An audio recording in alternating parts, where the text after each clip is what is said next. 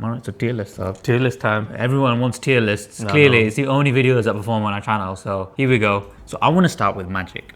Seems the obvious place to start. It is the obvious, and I think the reason it's so obvious, grandfather of TCGs, is probably the most influential TCG to ever be created, ever to exist, and the foundations of it are its resource system. That's why I wanted to start on this. Lots of the TCGs have taken so much inspiration from Magic as a TCG resource system. Magic is an interesting one, right? I'm going to go out and say it. I do not think Magic has a great resource system, but I still love the game very, very dearly. It was very innovative for its time, though. It was, wasn't it? I think for its time, it really was innovative. In ways, it did stand the test of time because Magic still exists as one of the most popular trading card games of all time.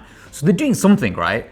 But there are some like fundamental issues with the Magic system. Yeah. A land-based system, having it mixed into your deck, it makes you very susceptible to mana screw, mana flood. So anybody's ever played a game of Magic, they're going to know exactly what we're talking about. That sometimes the luck of the draw is just not on your side, and it probably happens a little bit more often than you really want it to be. And this is almost entirely due to the fact that it uses a land-based system, the land being the main resource in the game, which is also then shuffled into your deck. So if you just don't draw enough lands, you're kind of fucked really, aren't you? Like there's nothing you can really do to correct that. So you have to take game losses. That being said, most of the time, the best player will win, but it's not necessarily the case. There's good things about Magic's resource system. I'm not going to be totally negative about it. The way that it created the color pie based around its resource system. Very cool. The foundation of Magic. It's the foundation of Magic. Is the foundation of most of the trading card games. Let's be honest, right? Yeah. The color pie has been adopted and used in most other trading card games at this point, right? And it's not always directly colors. It can be class systems and all kinds of things, but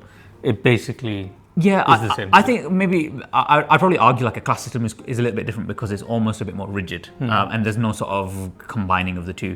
Where the color pie almost allows you to say, oh, you know, I like this color, and I particularly like these two colors combined. Every Magic player has like a color pair or trio that they identify to. What other trading card game that really has a resource system that has a fan base that gets so obsessive about associating to like one of these color pairs or like groups? Magic, like the way that it's done. Rule for life. Yeah, I mean, group players suck. Obviously, Dimir is the best color pair. There's a perfect example of this. Like the fan base is just feels so strongly about like a color pair that they associate to. It's their identity. It's how they like playing the game. That being tied to its resource system, I cannot ignore what it did. Was absolutely revolutionary, and it is such a sort of core part of the TCG space. Yeah, the resource system, you know, like for example, Dimir, Gruul, it just also really kind of develops the way that you structure your decks. It's incredibly creative how much freedom you have in terms of deck development because of the land-based system that is in place. Another thing, I suppose, to add to that as a positive for its resource system is actually you do get so much guidance in your deck building. The deck building at its core it requires a good understanding of the color pie and the resource system that is available to you. But it doesn't change the fact that it has these fundamental issues. They've tried to correct it with sort of fetch lands and making more powerful lands and like dual lands and so on and so forth. In essence, it's a broken system, really. It is a broken system. I agree. It is a broken system, which makes me think that it isn't a great system. Not really. I mean, for me, the biggest issues of a land-based system, if we're going to talk about some negativity around Magic, which I'd like to mention is probably my most played TCG.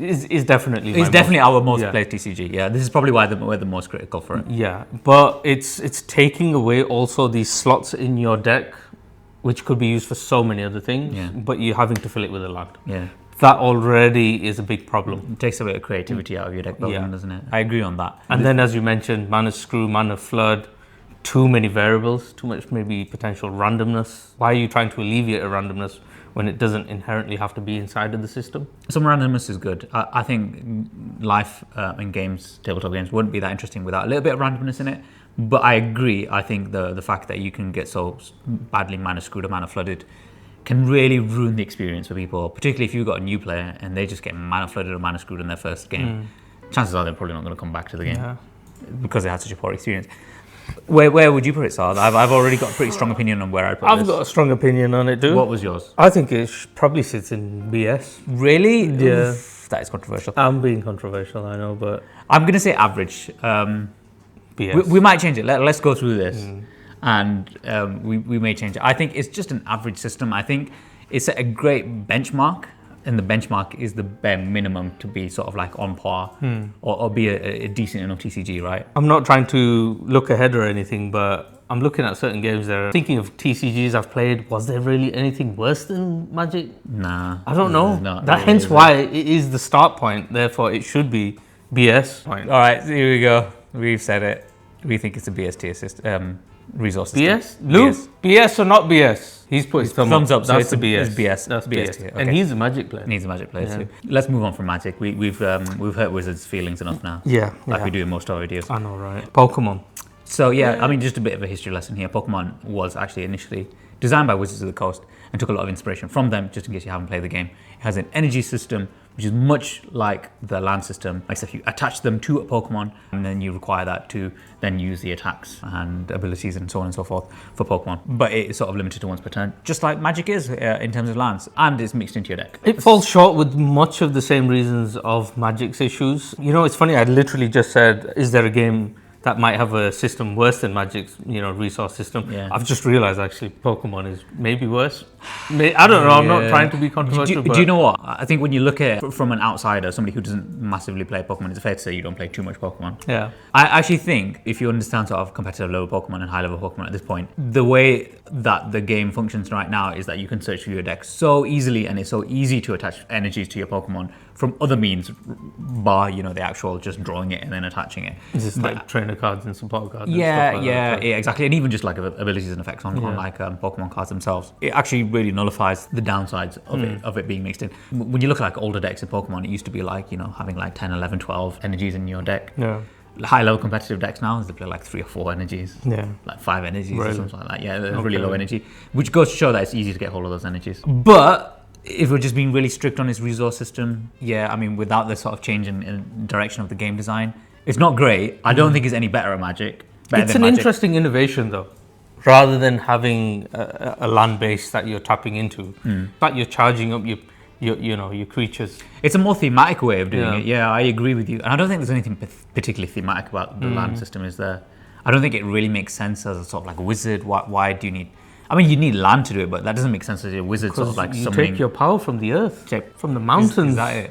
and the lands and the water. You draw your power from terrain type. I don't know. Is this in the law? Somebody leave a comment below. Am I just being daft? I don't find it particularly thematic. I think Pokemon is more thematic. So as a resource system, I'm clutching at straws right now, to be honest with you are clutching at straws, yeah. okay. So I'm gonna go and say I think is an average. I think maybe it's slightly better than Magic. Okay. I would put it on par with Magic. You mentioned a lot of reasons that it has been, as you mentioned, nullified. Yeah.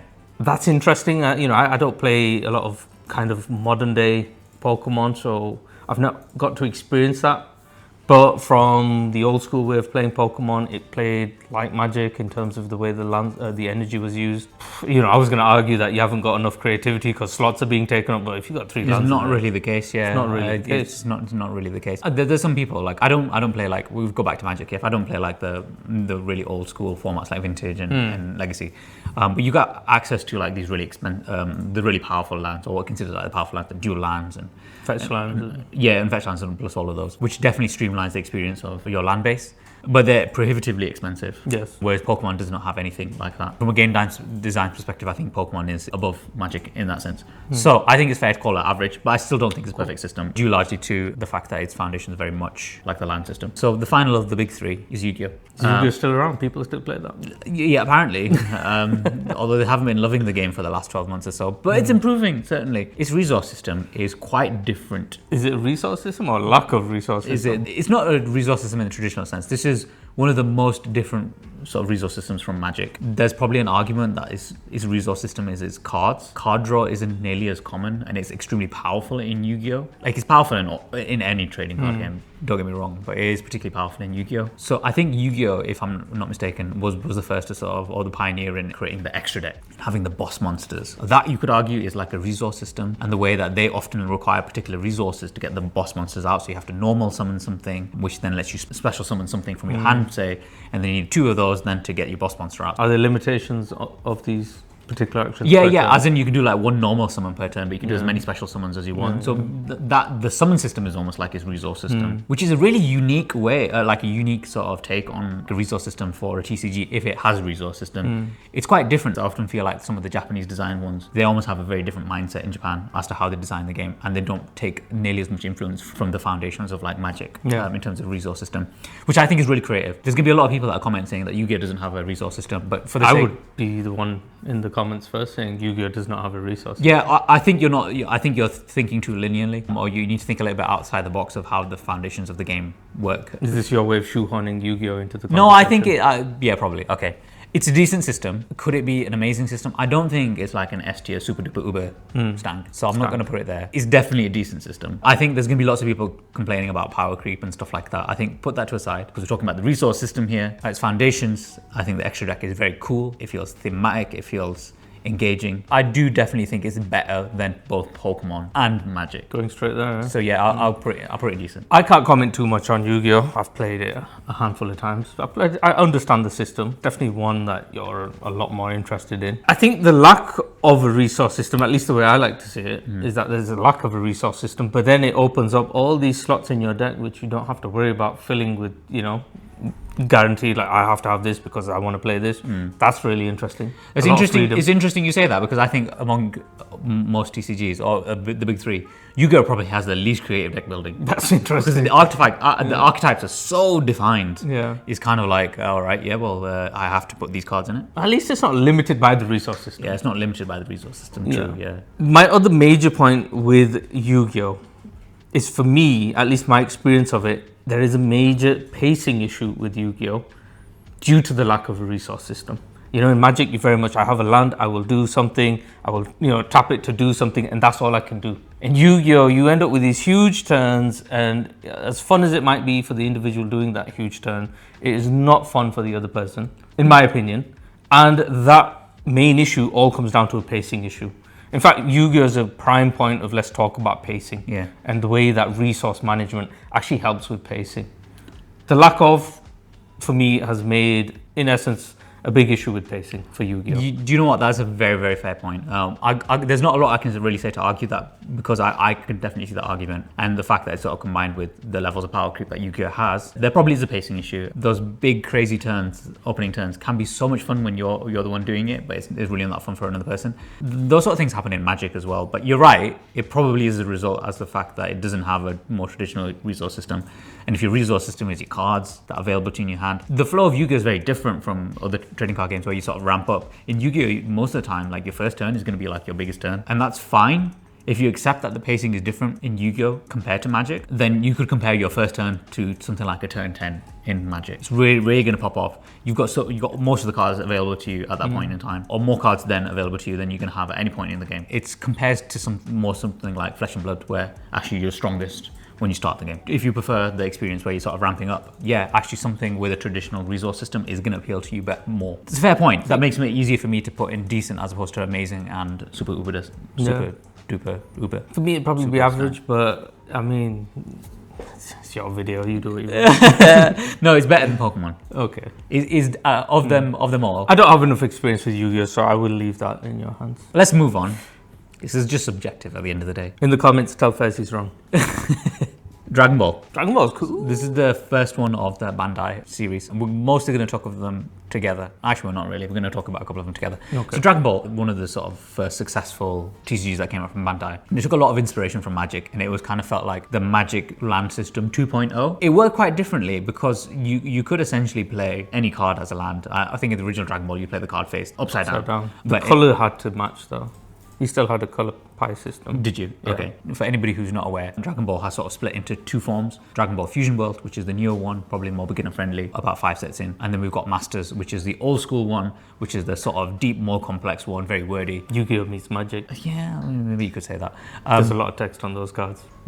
In truth, the system's pretty similar, more similar than there is different by a long shot. But basically, the resource system that they used in that was called Energies, where you could pick at the start of your turn and place one of your cards as an energy, and your energy was then used as your resource. So it's kind of like your land there, but pretty much any card could be used for it. Yeah. By doing that, they got rid of the possibility of Mana Flood and Mana Screw because you always had cards available to you because you're going to draw at the beginning of your turn. So I think this was a positive direction or some positive progression to the Magic system, and it's one of the first TCGs to do that. So major credit to Bandai for developing, evolving that system. Hands down, a stronger system than Magic. And it's more than just the energy system as well, because the combo system is its own resource system too. And it's a really exciting resource system. And I don't think Dragon Ball gets nearly enough credit for its innovations. Yeah. And the way the combo system works is that you can sort of buff up your attacks and defenses by using cards in your hand and also on the board, which will then increase the attack power or defense power of cards. So that's what's so cool about Dragon Ball, wasn't it? It's how adaptable each card was for so many different uses. Multi-purpose cards. Exactly.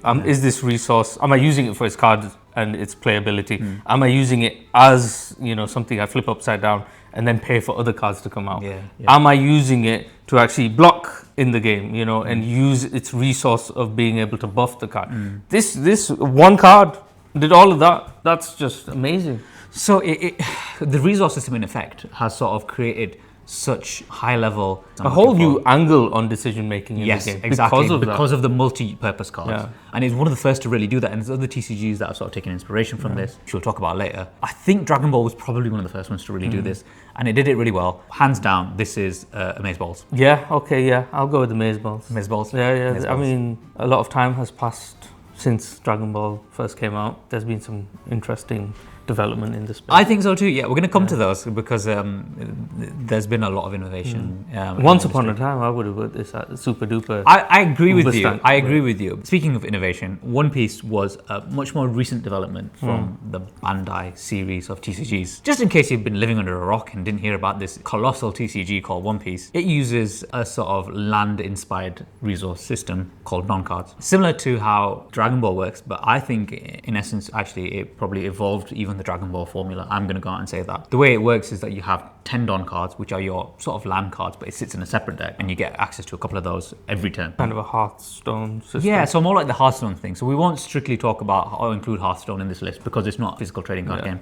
There's no trading in Hearthstone. And that's our criteria for including it in this. It does take, like, the sort of, Hearthstone was one of the first ones to sort of come up with that. I think maybe not. I don't know. Dragon Ball might have been sooner. But it took that sort of Hearthstone-like system, but even evolved and developed it even more. So One Piece has the sort of combo system in it as well, like Dragon Ball took. But it also makes Don cards multi-purpose because the Don cards themselves can then be used. If it's untapped, an unused Don card on a turn, you can then attach that or give it to one of your characters, and that will give them a temporary buff in their attack power. It kind of lessens that stress from, like, there's a lot of times in Dragon Ball, it's like, I really don't want to use this card for the buff, but I'm going to have to. And then you kind of this umming and ahhing. I disagree on that. I think that umming and ahhing is still there. The reason why is actually when you then use or you give a Don card to a character, that Don card's gone. Oh, is it burned? It burns that Don card. Burns, So you actually really have to think carefully. This is even worse than really.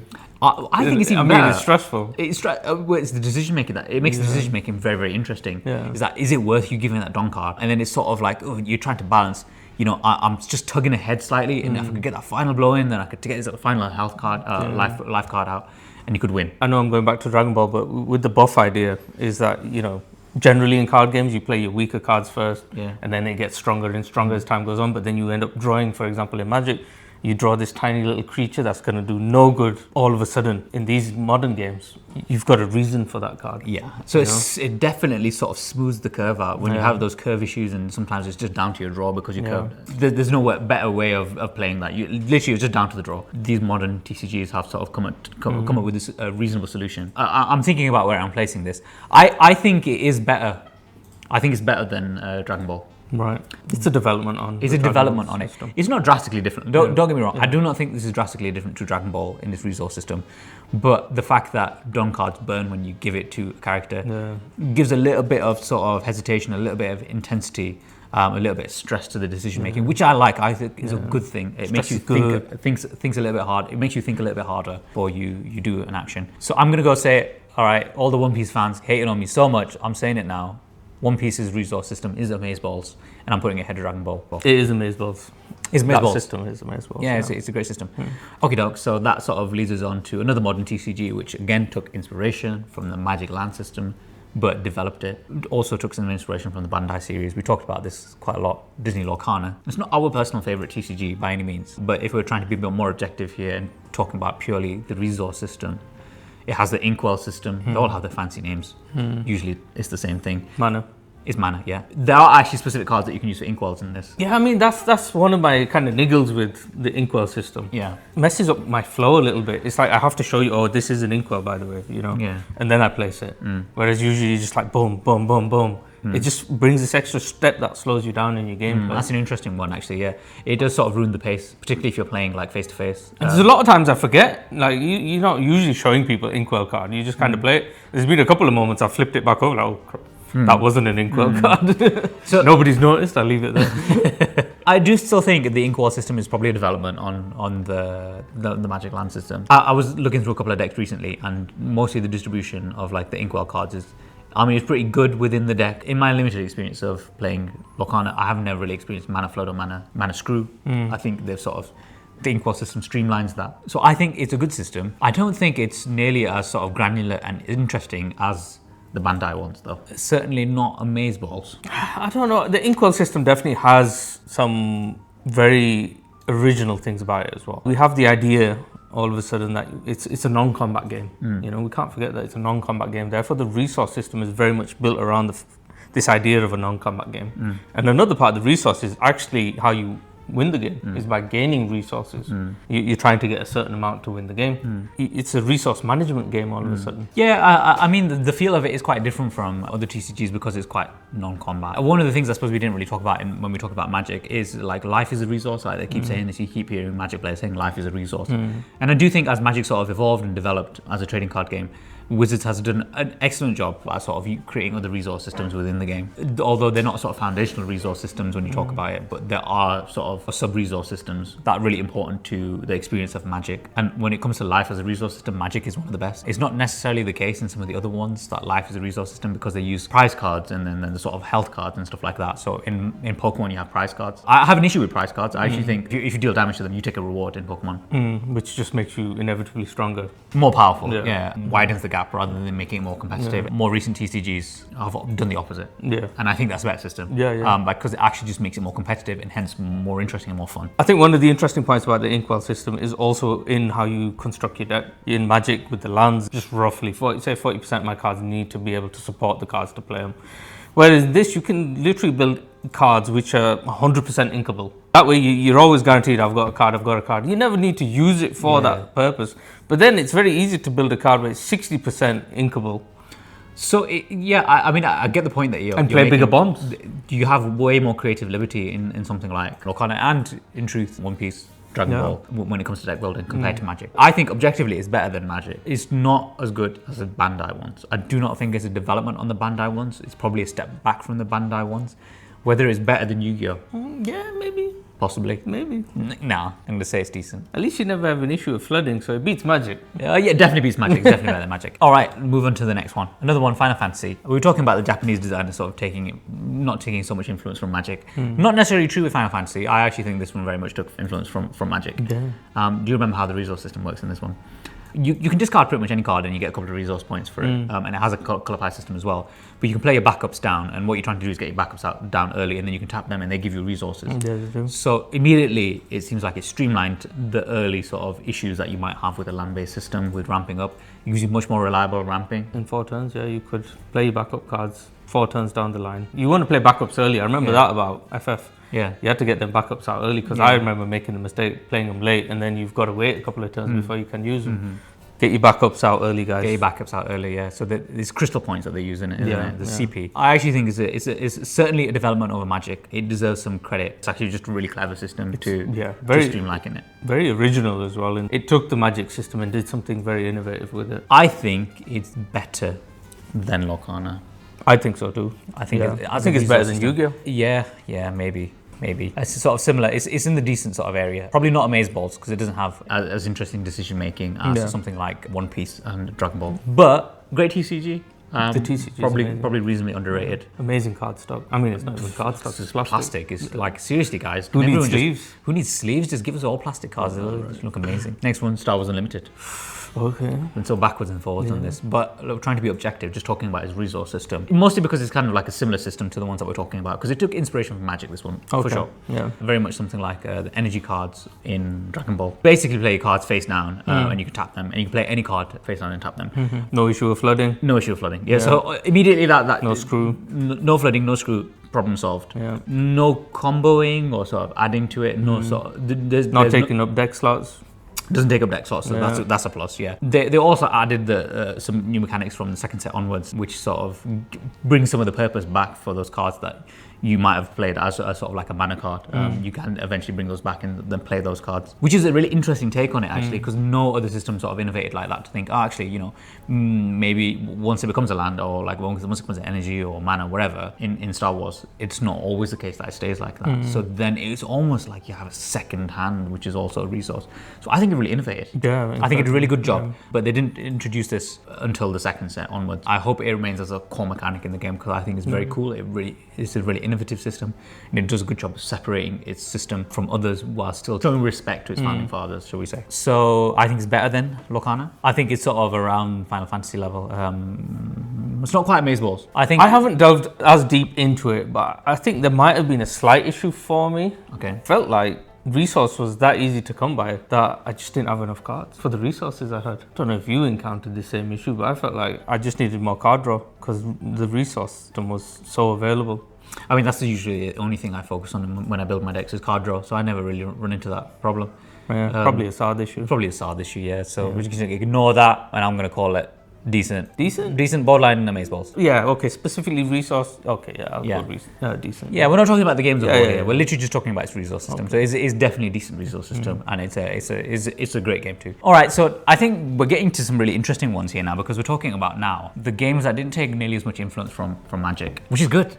Oh yeah. This is really where we start seeing the innovation, and this is what I really love about TCGs is just how much innovation you see in the space. And these are a lot of the sort of lesser known TCGs, but they deserve credit. Quite excited about this one. Yeah. Okay. Let's talk Digimon. We talked about Digimon a lot in our last video, and we got so many comments from the Digimon community saying how much they were, how happy they were that we gave it some love. We do really love Digimon. What we loved about Digimon is its resource system. Absolutely. Hands down, this is the best resource system that Bandai have ever created. I think it's one of the best TCG resource systems of all time. Let me explain how exactly it works. It's called a memory system. There's one tracker which works as a tug of war. When you use your memory and you cross over to the opponent's side, then you hand the turn over. So your resource system is very sort of intricately tied in with how your actual turn. Your decision making. And then how much leeway you're then going to give your opponent. Yeah, exactly. That's a big part of the decision. You know, do I want to play this big, powerful card and spend 12 memory to give my opponent, you know, basically an unlimited amount of resources? Yeah. I can't think of many resource systems that have innovated like this. It's really, really, really cool. It's a really cool game. It also, just to mention other resources in it, like the egg deck, you could argue that's a resource system too. Absolutely, yeah. And that sort of helps to streamline the evolution. So the evolutions initially came from Pokemon, that idea.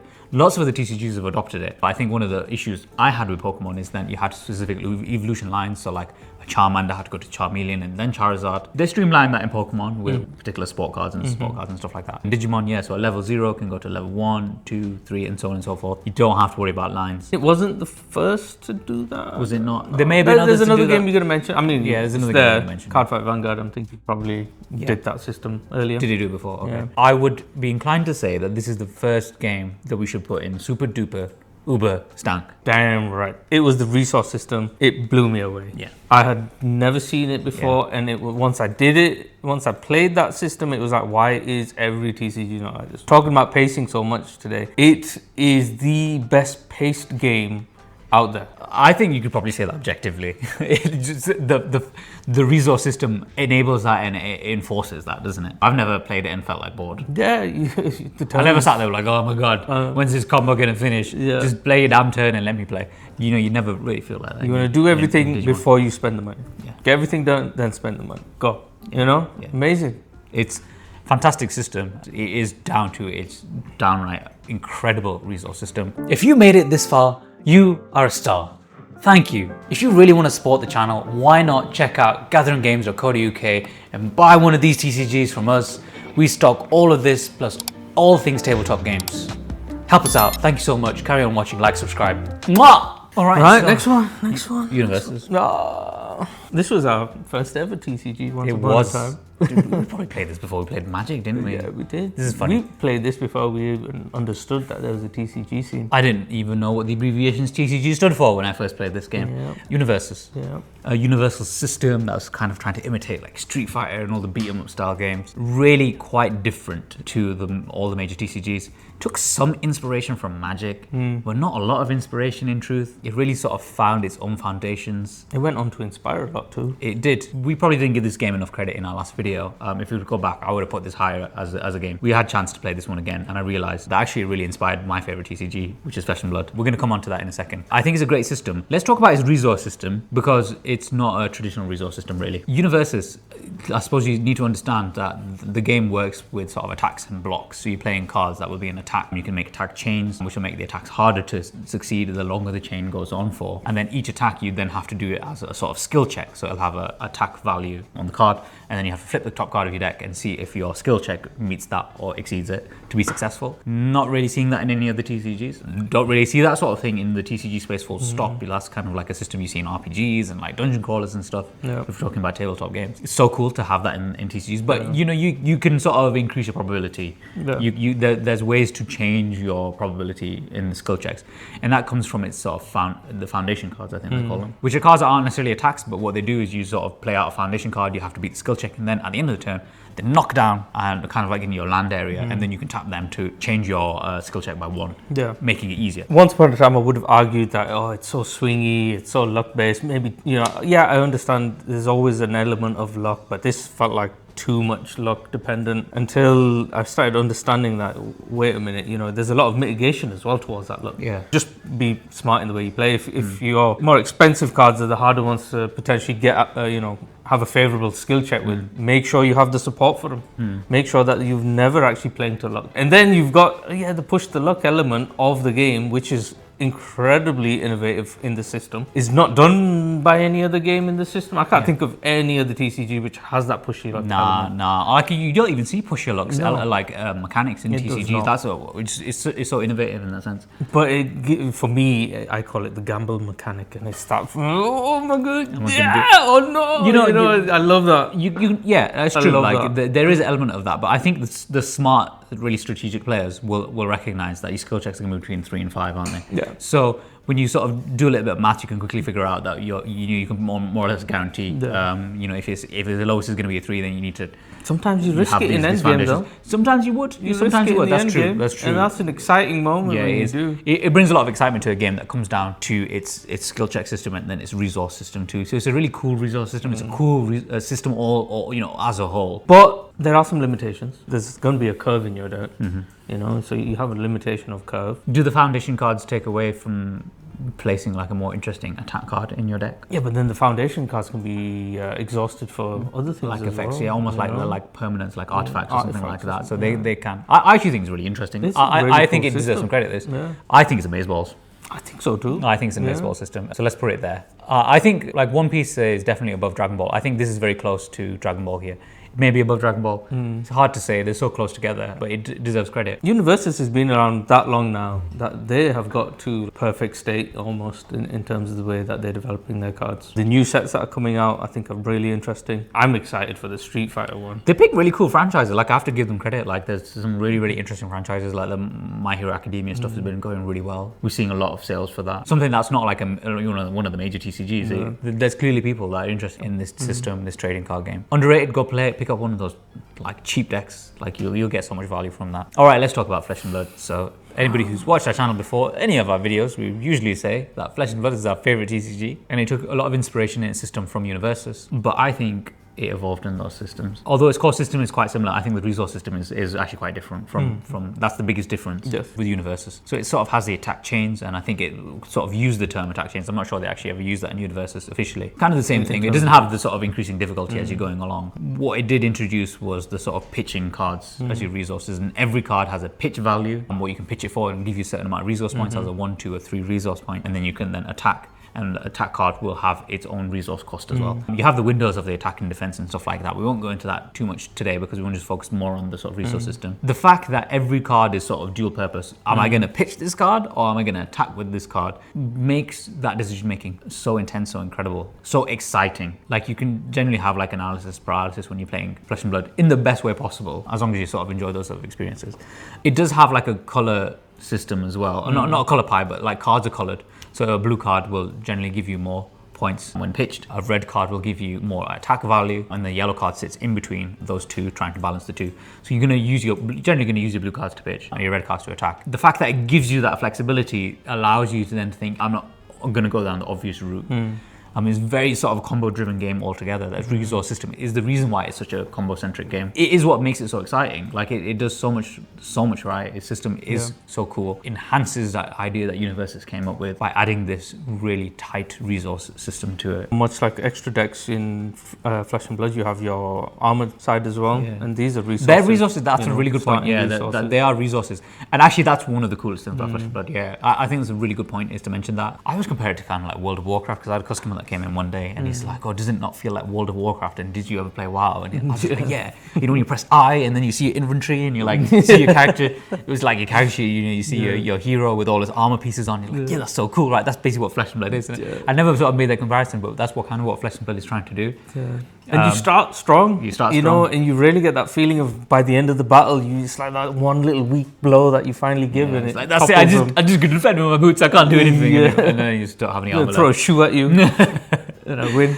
I mean, you can even do that. There's some weapons that like, you know, discard this card, deal 1 damage to your opponent or something like that. Yeah, I think the resource systems, because there's more than one system that the resources. And what's interesting, I mean, once again, talking about the pacing of the game, is your reactive state, even in defense. You know, you're always involved in the game. You're doing your defense stuff, you're doing this, you're doing that. Very interesting when it comes to pacing. Yeah, I don't think it's quite as sort of heavily weighted towards the first turn as something like Yu-Gi-Oh! If you're like you and you think that there shouldn't be that much focus on a single turn or your first turn, then I think Flesh and Blood might be more suitable, but you do start off stronger in Flesh and Blood. Card draw is also very valuable if we're ever talking about cards being as a resource in Flesh and Blood. I think the ability of card draw is one of the most powerful things you can do. Probably even more so than Magic and some of the other trading card games, because cards are quite limited. Usually just 4 cards in a hand. I mean, you don't get much more than that. We've talked a lot about it. It's straight up, this is S tier, this is super duper uber stank. One of the greatest TCG resource systems of all time. Is it better than Digimon? I'm going to give it to Digimon. I would have probably given it Flesh and Blood. You do it, it's your video. Is it my video? It's your video. I don't know, you could just edit it and put whatever you want, really, couldn't you? Yeah, I can switch them around. You just freeze frame here for a moment and then I'll capture this and leave it that way. Okay, that's fine. No, I'm joking. Go on, stick it above. I think it probably is above Digimon for me. I think these are very close. And there's just the fact that they're both in S tier should be alarm bells ringing for any viewers that these are amazing systems. You should be checking them out. Let's move on to some lesser known TCGs here. There aren't any major ones, but there's some really interesting ones regardless. A lot of these we've played recently for the sake of the video. Yeah, for the sake of the video. We've got some of our decks over here. Battle Spirit Saga. Oh, Battle Spirit. We played this for the first time. Which one was that? I wanted to play the Evangelion deck. Yeah, I bought this. Like we didn't even stock this at our shop. I went and bought it from another shop because I really like Neon Genesis. So this is very cool if you like Neon Genesis. Speaking of the system, what did you think of the system? So this used a core system. Is it cores? Is that what they called it, right? And it's almost like a universal system where you have cores and your cores will be your health points. But your cores they work as like sort of mana crystals the same way like Hearthstone uses. So you'll ramp up, you gain 1 per turn, and you spend the cores to get your spirits out, and then you also use the cores to level up your spirit. You know what? This one blew me away. I was really, really impressed with this one. Yeah, we had a few comments in the tier list video recommending us to try Battle Spirit Saga. We didn't comment on the game as a whole because we hadn't really played it, in truth. We have spent some time with it, and I have to say I was thoroughly impressed with the system on this one. It was so cool. And its resource system is very cool. So the fact that it's like a universal resource system. One hell of a game. The way that you use the cores. You lose a life, you gain a core. Once again, benefiting the person who's weaker. You're always gaining a core start of your turn. Yeah, you start with 3. You've got the bigger core. The soul core. If it's on a card which triggers off of your soul core, so you're thinking where you've only got 1, you have to really decide on where you want to place that soul core.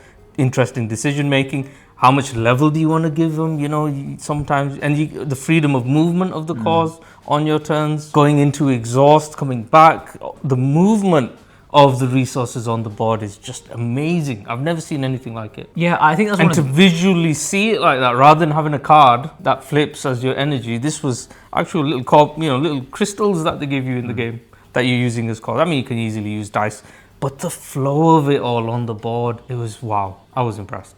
I was impressed by this one too. It's a really, really solid system. It's a very, very cool resource system.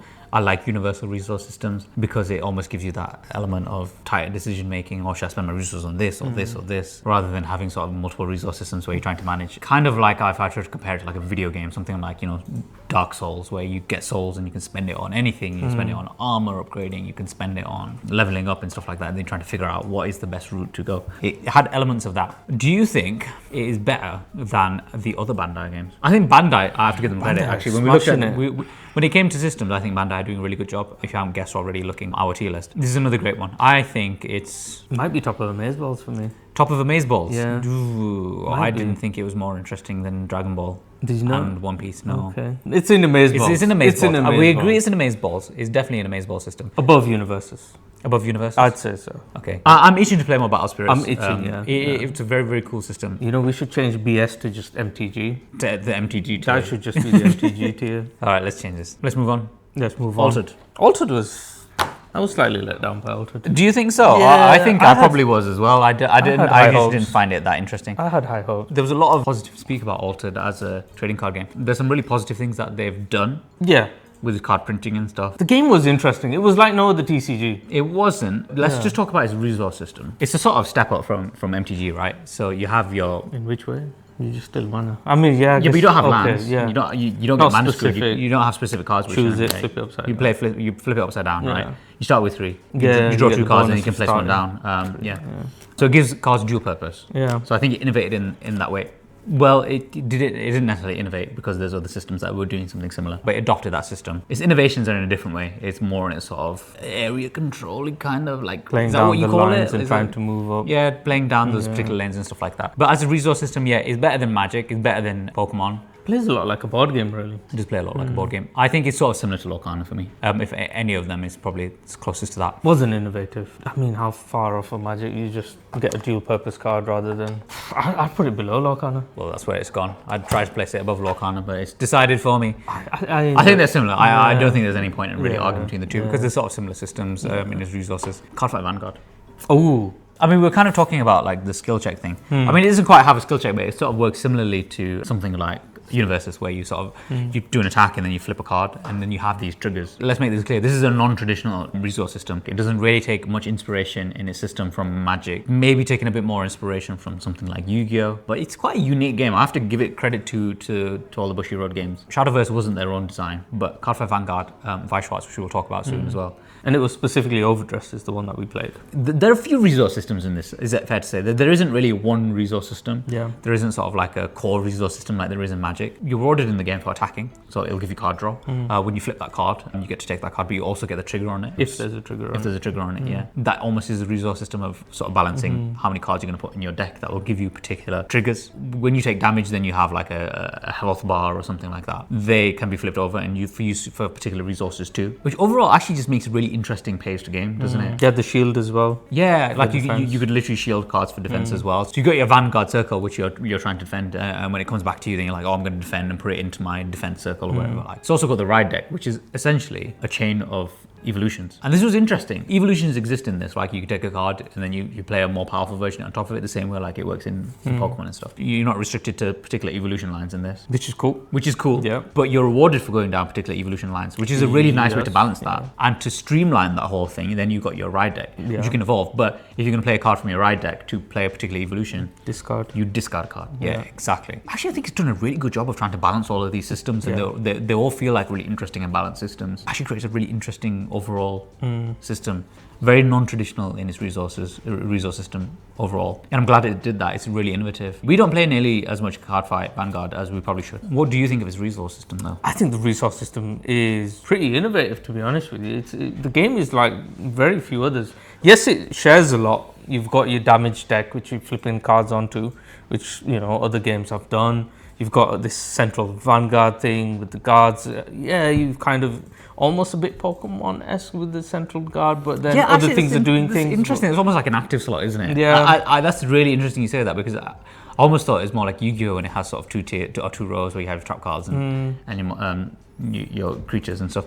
Oh, your monsters. But actually, this is more like Pokemon, isn't it? It's more like an active slot. But then the ride deck's cool. You know, you can really tie down your deck and decide, okay, this is what I want to do. And I'm just going to build my ride deck to make sure that I can do that. You never feel limited in the game. Yeah, you don't. Complement to its resource system that achieves that. It's a really cool system. I think it's really cool. I think it has to be an amazeball system. It is really innovative, and we should give credit to that. I think around universes. I was above, below. I'm not sure, but I'm thinking around here. It's around there. Yeah, We'll put it there. Yeah, we put it there. The artwork, man. Look at the foiling on that. Yeah, I have to say, like, these guys do some flipping Crazy. beautiful art for their cards. Like, this is literally such a gorgeous game. Some are questionable though.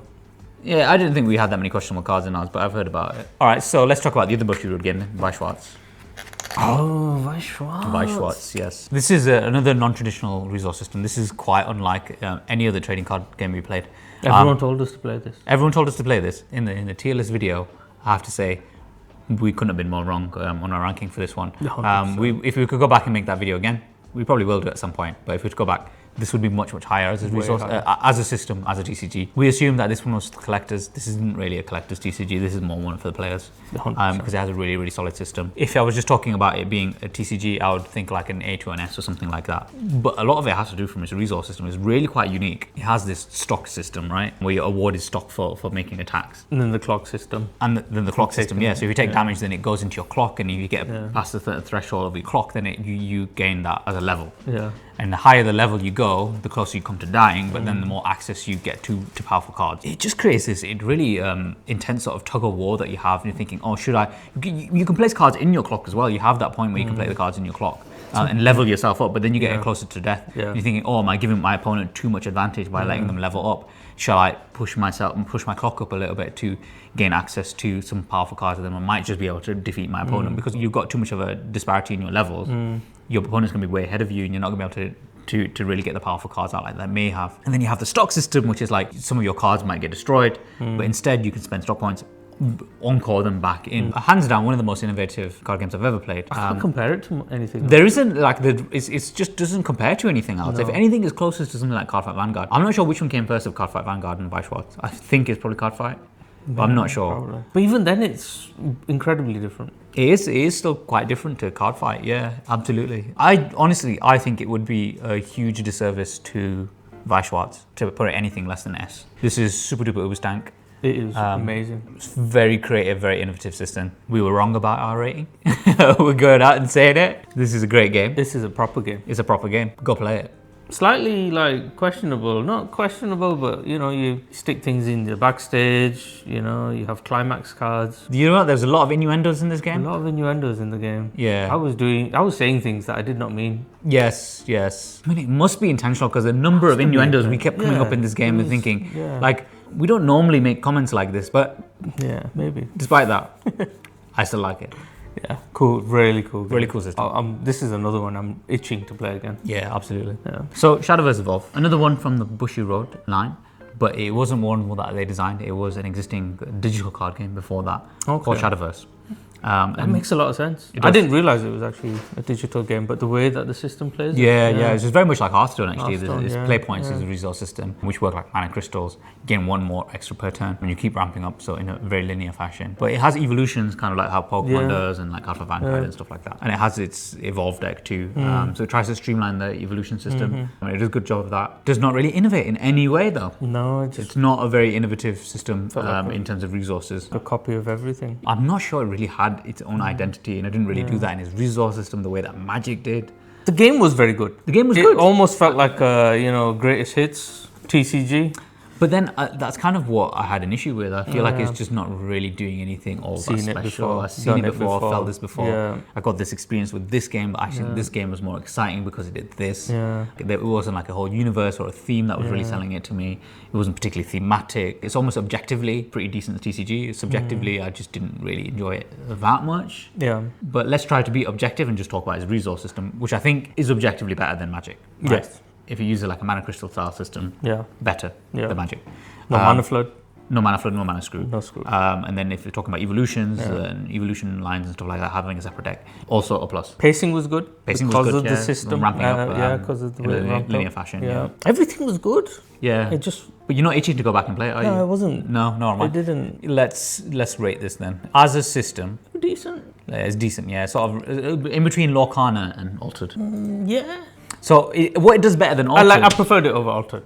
Do you prefer the system, or do you think the resource system is better than Altered? I think the fact that it has like evolved and stuff like that will make it more interesting than Lorcana. So I'm going to put it above Lorcana. I think the resource system in Final Fantasy is stronger than this. Yeah. It's a more exciting resource system. But I don't think it's better than Yu-Gi-Oh, even though they're quite different. Yu-Gi-Oh, you got MTG. There should be another section below MTG called Yu-Gi-Oh or no system. No system, yeah. No system. That might have been more fair if we just said not a traditional resource system. So, Android Netrunner, old school TCG. I know we got lots of comments of people saying that this isn't a TCG. Its foundations are in TCG. Netrunner was originally a TCG, and I know it became an LCG, and it doesn't even really have any official support, although it has fan support. I think it's still worth mentioning in this because it's such an important title to TCG. Anybody who loves TCGs should know about this. The greatest TCG ever. Yeah, one of the greatest TCG systems of all The time. greatest TCG ever.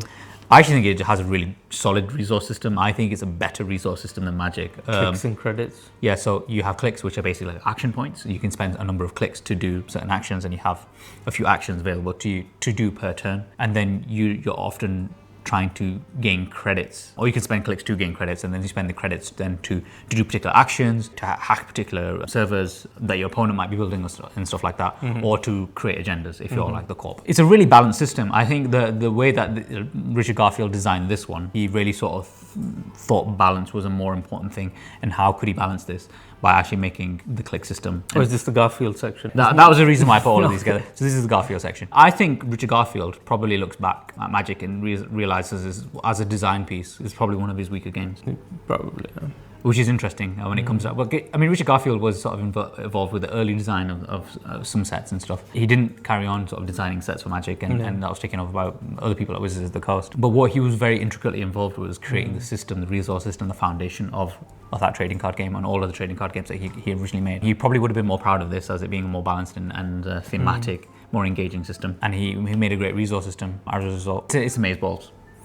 Is it though? The game is amazeballs, but its resource system, where does it really innovate? I don't think it innovates, but like you're talking about innovation in the 90s, the early 90s when this was first created, right? So this is kind of like he's basically pioneering ideas that probably existed in like Euro-style board games before, because that's kind of what his resource system is more like. The innovation of its time was immense. And what's interesting, I find, is that no other game, bar a couple of board games I can think of, have actually replicated it or tried to replicate it. I guess because the system is just so unique. It's so unlike it. Like what Magic did well is create a foundation of a system that could be translated to other trading card games. Of combat. Yeah. But this isn't about combat really, is it? It's the flow of the game is so different. Like hacking, I'm going to go down this server.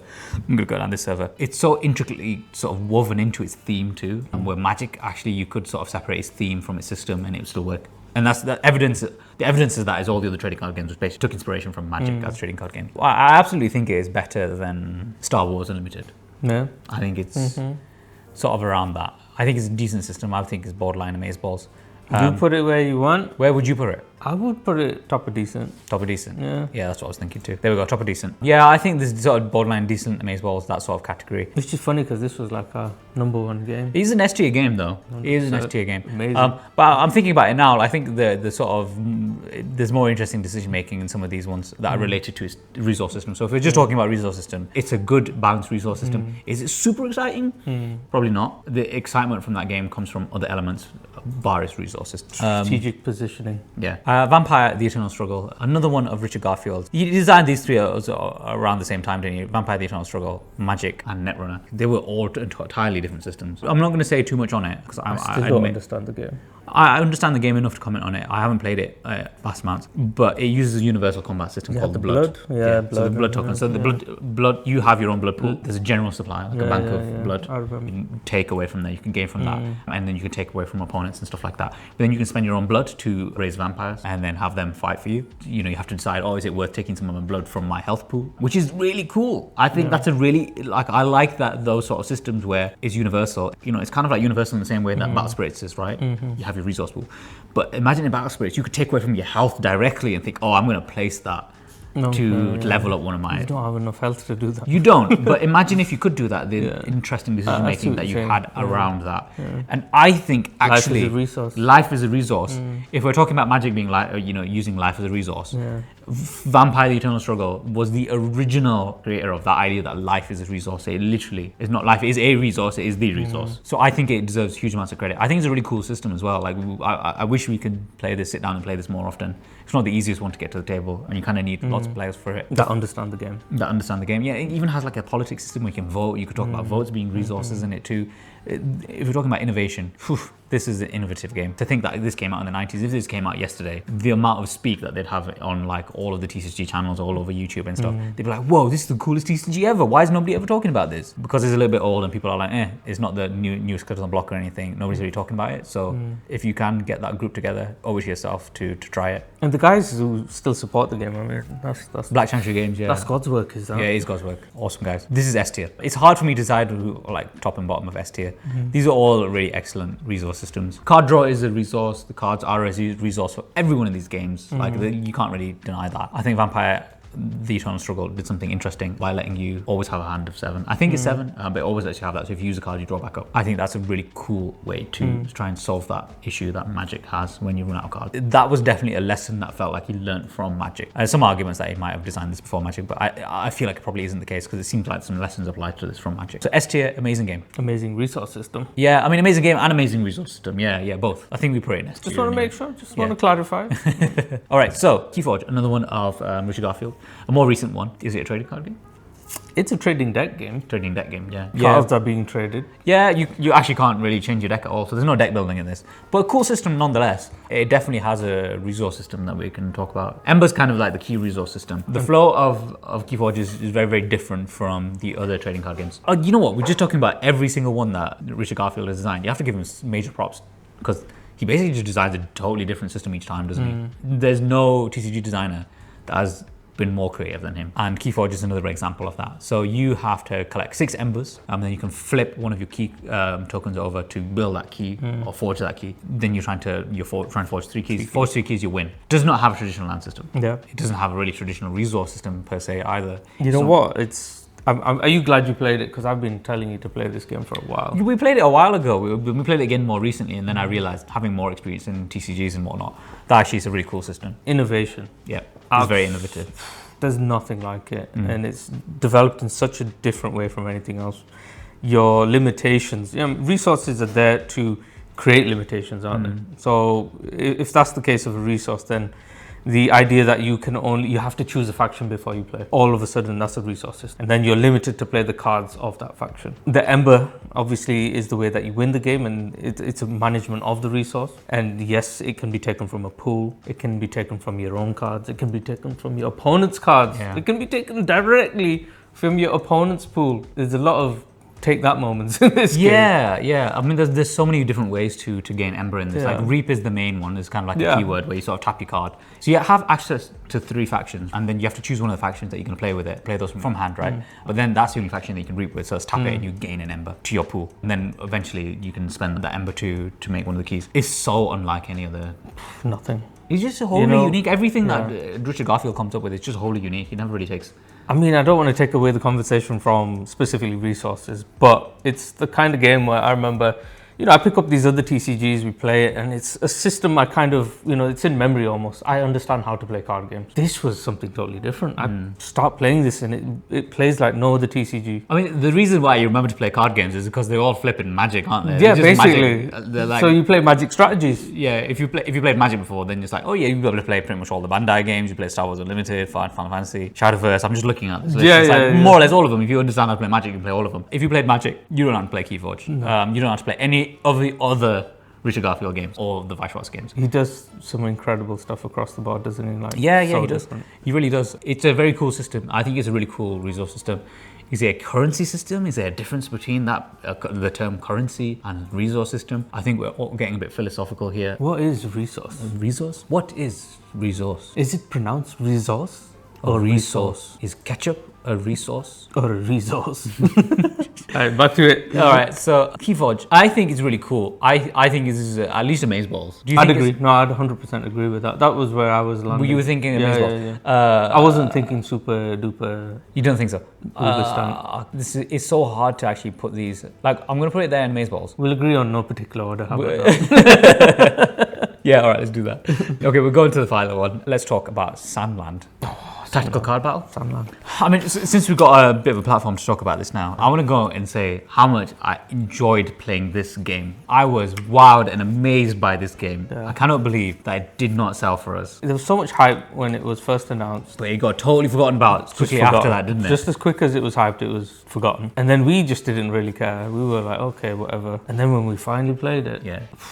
So, I mean, let this just be a lesson to everyone. Just because a card game or any game doesn't sell does not mean it's not a good game. Because this game, I'm telling you now, did not sell. But boy, is it a good game. Amazing. This is a downright amazing game. Like, I wish we talked about this in the last tier list video. Yeah. Straight up, this is an S tier game. Let's talk about its resource system, which is really interesting. This is one of the more sort of thematic games I've ever played. So Sandlands is in a Akira Toriyama franchise. I was looking into it. It's not connected to the Dragon Ball universe, although it has some obvious parallels to it in terms of design.